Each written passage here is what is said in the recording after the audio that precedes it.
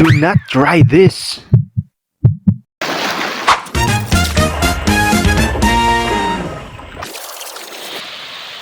Tingnan ninyo kung gaano ka-white yung sand dito.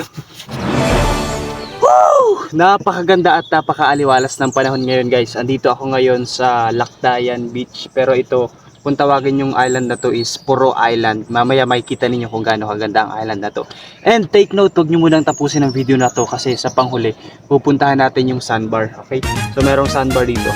Let's go! Hindi natin patagal ito. I'm so excited kasi mag-isa lang ako dito tapos ang ganda ng surrounding. Walang ibang tao tapos talagang white sand, makakapag-relax ka. Let's go!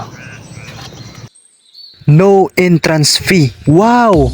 Yes, wow na wow talaga kapag nandito ka sa Lakdayan.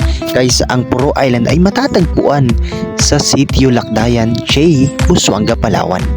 At alam nyo ba na merong may-ari ang isla na ito? Pero take note guys, kapag pumunta kayo dito, sabi nga nila, leave nothing but footprints, bring nothing but memories. Kaya huwag tayo mag-iwan ng kalat kapag pumunta tayo dito. So guys, anytime and pwede kayong pumunta rito. Tingnan nyo naman kung gaano kaaliwalas ang panahon at kagandang panahon ngayon. Basta, bisitahin nyo lang rin ang inyong kalendaryo kapag pumunta kayo dito kasi makikita ninyo sa kalendaryo kung low tide ba or high tide sa pagpunta ninyo dito para makita ninyo yung ganito kagandang view ng, nagpa-picture pa. In 3, 2, 1. Now guys, ito ipapakita ko sa inyo. May nakita akong tripods dito at saka itong kung tawagin namin ay sisi. Meron pa ditong isa. Yan, sisi po ang tawag dyan. Pwede po itong iulam basta lutuin ninyo ng maayos at hugasan muna. I feel another day like a good vibes. Oy, nagkanta-kanta ka na dyan. Balik tayo dito sa ating video guys. Let's go. Ganito nga pala kaputi ang buhangin dito sa isla. Tingnan nyo naman. Ihagis. Let's take a picture. Alright. Ito naman ang wide shot ng ating isla. Ating isla? Isla mo ba yan? Guys, tinuturo ko dito sa parteng ito ang mainland ng Lakdayan. Kita nyo naman, pwede itong lakarin kapag low tide. Kaya sabi ko kanina, check nyo muna ang inyong kalendaryo para makita ninyo kung low tide. Kaya kung hindi kayo marunong, tawagan muna ninyo ako para samahan ko kayo dito. Oy, ay sos, nagpasama pa.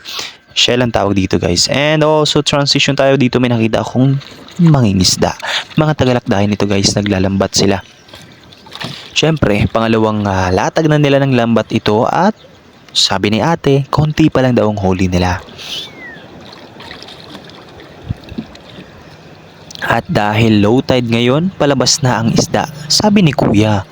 Kasi ang mga isda lumalabas na kapag pa-low tide, papunta na sila sa malalim. Pero ang iba, hindi nakakalabas kapag low tide kaya na-stuck sila sa mababaw. At kaya naman meron tayong nakukuhang mga isda kapag nahihibasan sila. At tapos na nga sila mag-arya dito pero hindi pa sila uuwi kasi papunta pa sila sa ibang lugar. Kagaya nito. Oops, hindi yan isda. Ito ay plastic. Kapag merong mga ganitong plastic sa isla, damputin natin sa kahit pa isa-isa. Kasi pag naipon yan, marami na. At this moment, nakaramdam ako ng gutom kasi mag-isa lang ako dito sa isla at wala akong dalang pagkain. Naghanap ako ng bayabas. Nakikita nyo ba yung bayabas? Lumampas yata ako. And dito naman, meron akong nakitang sisi uli. Sisi ito guys, pero empty. Mukhang bulok na at wala nang laman ito. At sa paglalakad-lakad ko pa, ay may nakita pa kong uling. Walang laman na oyster. Yan yung bahay ng oyster sauce. At this moment guys, tatahimik muna ako kasi gusto ko ma-feel ninyo ang silence dito sa isla. Na kayo ang may hawak ng camera at kayo ang naglalakad. Na ang tanging maririnig lang ninyo ay ang huni ng mga ibon sa mangrove area, pati na rin ng mga alon na humahampas sa dalampasigan.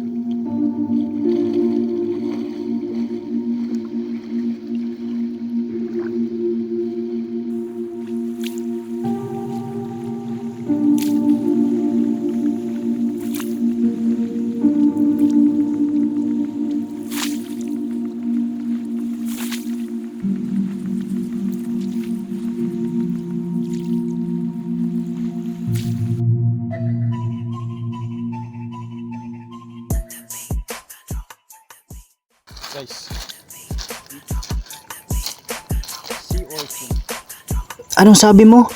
Sea urchin. Guys, this is a sea urchin or tayum kung tawagin sa Tagalog. Trinay ko siyang hawakan pero pwede naman pala kasi sa ilalim niya medyo pantay-pantay yung tinik niya. Pero huwag nyo nasubukan kasi professional lang ang kayang gumawa nito. Uy, professional ka ba? Pero guys, seryoso huwag nyo itong itatry. Yan, ang sea urchin. Masarap din ang laman nito lalo kapag mataba. Pwede rin ito sa inihaw.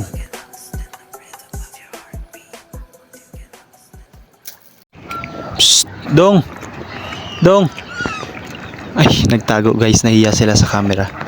Pero siguro sa tansya ko mga 10 to 12 years old to. Itong dalawang bata na to. Ang sabi nila kanina, pang-ulam daw nila to kasi wala silang pang-ulam. Siguro mga after 2 hours. Tagal nila dito eh. Simula pa lang nag-video ko dito na sila. Pangalawang huli pa lang nila ito. Ito, yan, yung isda na yan nahuli niya. Ta! Pasalong! Yangat mo Dodoy! Uy, salamat nga pala sa pagsama sa ating adventure. Next time, gala ulit tayo.